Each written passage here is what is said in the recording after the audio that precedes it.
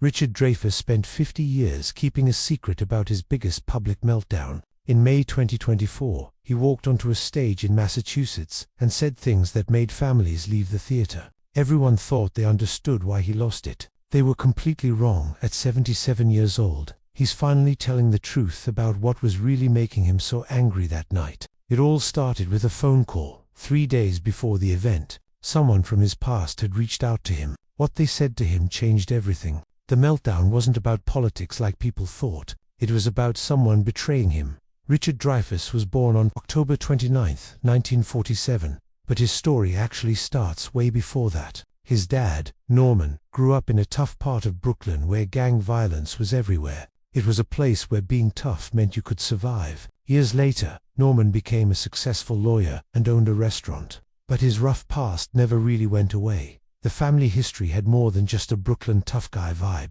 Richard found out later that his great-grandmother was Hesha Hoffman, one of the revolutionaries who killed Tsar Alexander II in 1881. She was the only person in her group who didn't get executed. So, from assassins in Russia to street fights in New York, violence wasn't just something Dreyfuss acted out in movies, it was actually in his family history.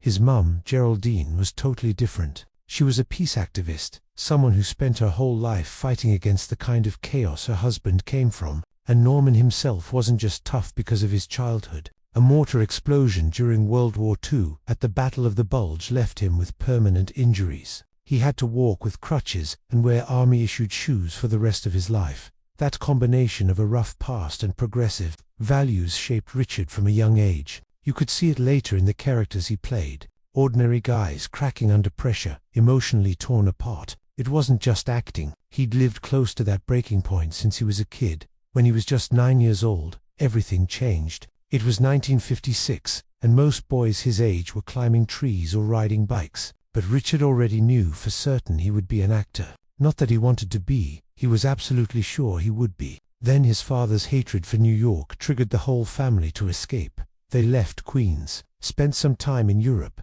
then finally ended up in Los Angeles. But this wasn't some fun family vacation. Norman was running away from his past, dragging the entire family along with him. Richard, stuck in the middle of all this, kept chasing his acting dream. After moving from city to city, he finally landed at Beverly Hills High School. That's where he started performing on stage at Temple Emmanuel's Arts Center and later at the West Side Jewish Community Center under a drama teacher named Bill Miller. Most kids had stable homes. Richard had constant moving around.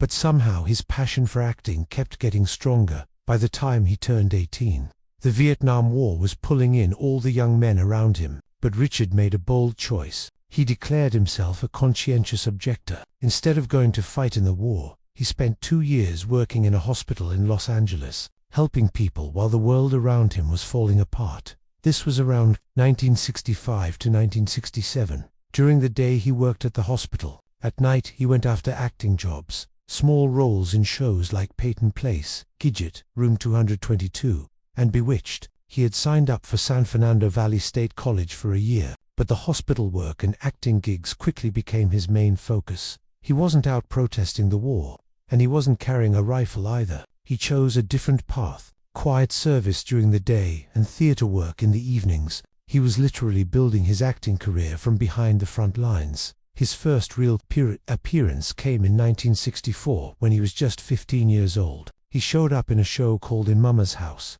but he'd actually been on Peyton Place even earlier. That was his first job where he got paid. Most teenagers worry about their grades. Richard was already working as an actor, and not everyone at home was happy about it. His father, dealing with war trauma and his own broken dreams, didn't support his son's career choice. The tension between them grew and grew until it finally broke. When Richard was 21, Norman left the family. They weren't speaking to each other when Norman died. So for all of Richard's early success, he carried that painful silence with him. His path to fame was being built while his family was falling apart. Through all of this, he was developing a completely different way of acting. While many other actors were memorizing lines and following strict rules, Richard was diving into improvisation at the Jewish Community Center. These weren't just regular acting classes. They were workshops where he learned how to really live in a scene, how to respond in the moment without needing a script to follow. He believed acting couldn't be taught in a classroom.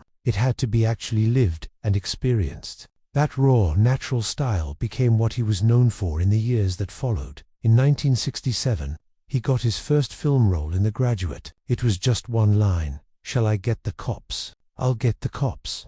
But that film would go on to make $104.9 million at the box office. That's almost $857 million in today's money. Almost nobody noticed him at the time, but millions of people had unknowingly witnessed the first movie moment of someone who would win an Oscar less than 10 years later. He was 19, just an extra in a boarding house scene, and director Mike Nichols had no idea he was filming the future star of Jaws and Close Encounters. The next year, he landed his first leading role in The Young Runaways, and it almost ended his career completely. The movie was a total disaster. Dreyfuss was only 20, but they made him play a 32-year-old hippie draft dodger, speaking in weird phrases like, "I'm all hung up in my own hassles." Baby critics tore it apart. They said the acting, the music, the writing, everything was terrible.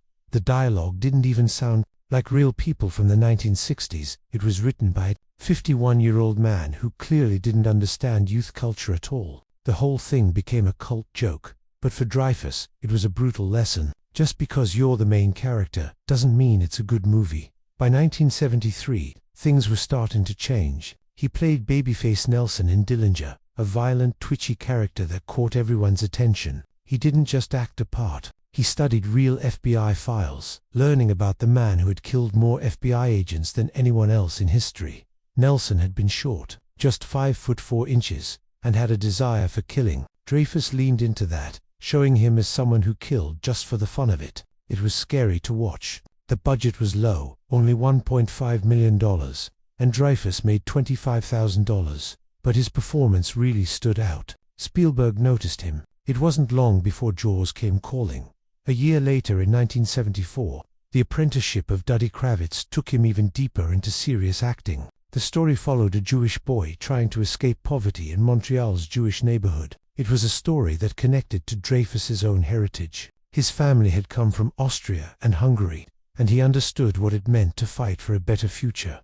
The novel had been sitting on a shelf for over 15 years. Studios said it was too ethnic for audiences to care about. But when the film finally got made, Dreyfuss gave it everything he had. He was paid $50,000 and received great reviews, especially from critic Pauline Kael. The film showed the anti-Semitism of 1940s Montreal and captured the raw hunger of a boy desperate to succeed. It was the role that proved he could carry serious dramas and connect them to his own roots. Then came American Graffiti. George Lucas saw Dreyfuss in a pilot episode for Happy Days that hadn't even aired on TV yet. That's how he ended up cast as Kurt Henderson. The film had a tiny budget, just $777,000, and was shot in 28 nights in Petaluma.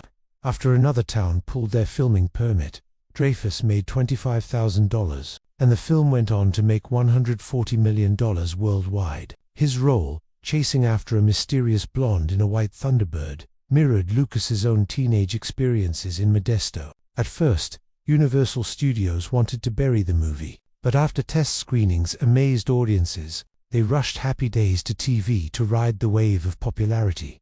Dreyfuss had played the thoughtful one in the group, the one deciding whether to leave for college or stay behind, and the role really connected with people everywhere. Richard Dreyfuss didn't start out chasing fame, but in 1975, everything changed when he stepped into the role of Matt Hooper, the quick-witted marine biologist in Jaws. The filming itself was a complete nightmare. Shooting started in May 1974 at Martha's Vineyard and dragged on until October. The mechanical sharks were constantly breaking down, which forced Spielberg to hide the monster more than show it. That creative decision ended up making the movie even scarier. Dreyfuss shared intense scenes with Robert Shaw, especially the haunting speech about the USS Indianapolis that became one of the most unforgettable moments in movie history. But strangely, Dreyfuss later said Jaws is boring. He said he doesn't like talking about it and finds the whole topic dull. Still, the film exploded at the box office, becoming the highest-grossing movie in history until Star Wars came out 2 years later, adjusted for inflation. It made around $1.5 billion and changed the summer blockbuster forever. And just like that, Dreyfuss was no longer just an actor. He was a star. 2 years later, in 1977, Dreyfuss starred in Close Encounters of the Third Kind, another Spielberg project. This time, he played Roy Neary, an ordinary man.